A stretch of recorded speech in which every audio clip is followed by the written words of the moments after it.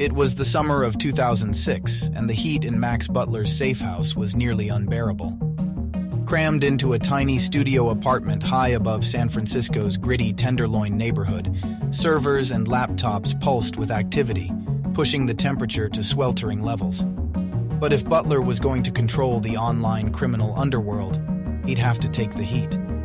For nearly 2 decades, Max Butler had honed his skills as a hacker, swiping free calls from phone companies and sneaking onto U.S. Air Force machines. Now, he was about to pull off his most audacious gambit yet, taking over the online black markets where cybercriminals bought and sold everything from stolen identities to counterfeiting equipment. Settling into his chair, Butler's fingers hovered over the keyboard. He was about to launch an attack that would change the cybercrime landscape forever.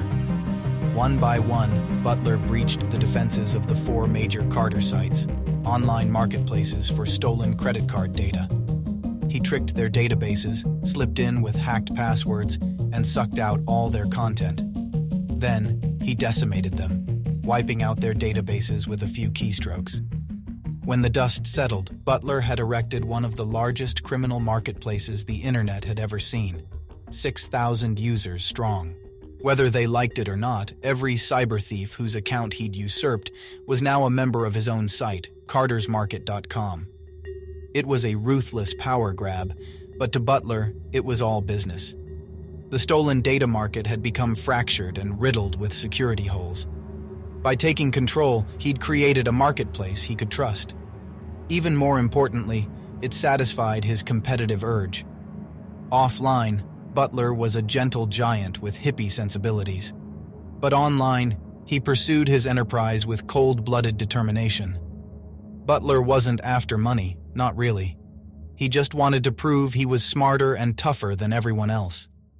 Little did he know, his crowning achievement would also mark the beginning of his downfall. The hostile takeover planted Butler squarely in the crosshairs of law enforcement. To them, he represented a dangerous new breed of cybercriminal, mercenary hackers who were emerging as the internet's greatest scourge. Since 2005, hackers and corrupt insiders had stolen over 140 million records from U.S. companies, accounting for $67 billion in annual losses. In 2002, the FBI had made cybercrime one of its top priorities, just below terrorism.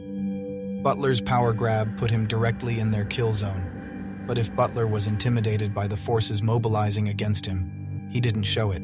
Basically, he wrote later, the consolidation was long overdue. He was fearless and doomed, just as he had always been. Max Butler had always struggled to find his place in the world. Growing up in rural Idaho, he was a computer geek in a town that worshipped rodeo champions. His parents divorced when he was 14, leaving him adrift. But in the local BBS scene, Butler found his community. Computers provided an alternate reality where every problem could be solved through will and intellect. Hacking was even more thrilling, adding an adventurous, competitive dimension. By high school, Butler was dabbling in phone phreaking and computer intrusion. But Butler had a dark side that would foreshadow his future. In his junior year, he broke into his high school, vandalized classrooms, and raided the chemistry lab. Psychiatrists later diagnosed him with bipolar disorder. His troubles escalated in college. After a bad breakup, Butler assaulted his ex-girlfriend, putting his hands around her throat and threatening to kill her. The incident landed him a harsh 5-year prison sentence. When Butler emerged from prison in 1995, he tried to start over. He changed his name to Max Vision and moved to the Bay Area, renting a mansion with fellow computer geeks. As the dot-com boom swelled, Butler celebrated his freedom at all-night raves. At one, he met his future wife, Kimmy. Now, in his mid-20s, Butler started a legitimate consulting business, performing penetration tests for corporate clients. He even volunteered his white-hat hacking skills for the FBI. But it wasn't enough. For a true hacker, authorized testing was like watching porn when you could be having sex. Friends say Butler spent his off hours trespassing through private networks, the very intrusions he was paid to prevent. In 1998, Butler's double life imploded spectacularly. After discovering a major security flaw, He took it upon himself to break into federal sites and fix the error. But he couldn't resist installing a small backdoor, giving himself access to government and military networks across the country. When Butler's computer screen exploded with alerts from military bases, nuclear labs, and federal agencies, he knew he'd gone too far. A few weeks later, there was a knock at the door. The same FBI agents he'd been helping as a volunteer were there to arrest him. 3 years after getting a second chance at life, Max Butler was headed back to prison. This time, he'd emerge with a plan to conquer the cybercrime underworld, a plan that would make him the most wanted hacker in America. As Butler's server farm hummed in that sweltering San Francisco apartment, he had no idea of the forces aligning against him. His hostile takeover of the Carter forums had put him squarely in the FBI's crosshairs. Unknown to Butler, one of his trusted admins, a teenager from New York who went by Zebra, had already been flipped by the feds. In a series of jailhouse interviews, Zebra spilled everything he knew about the mysterious Iceman who ran Carter's Market.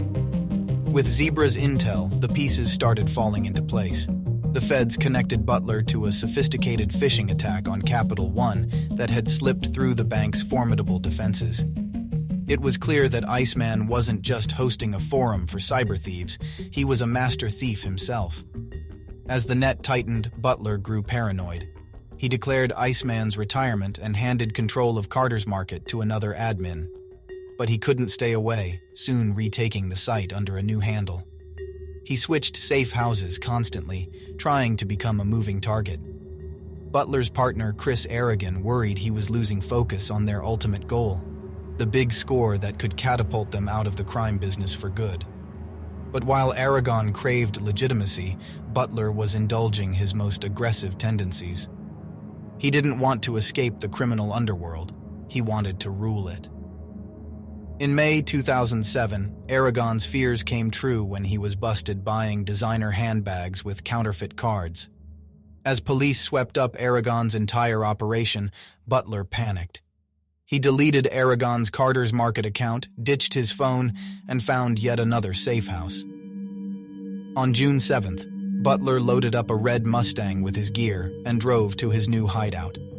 He didn't notice the Secret Service agents watching from the street as he moved in. The hunters had found their prey. Today, Max Butler sits in a holding facility near Pittsburgh, facing the fight of his life. The feds have offered him a plea deal of 30 years instead of life in prison. For the man who once ruled the cybercrime underground, the future looks bleak. Across the country, Chris Aragon languishes in an Orange County jail. Under California's 3 strikes law, he could face 25 years to life if convicted. The empire he and Butler built has crumbled to dust. Butler seems oddly at peace with his confinement, as if he feels he deserves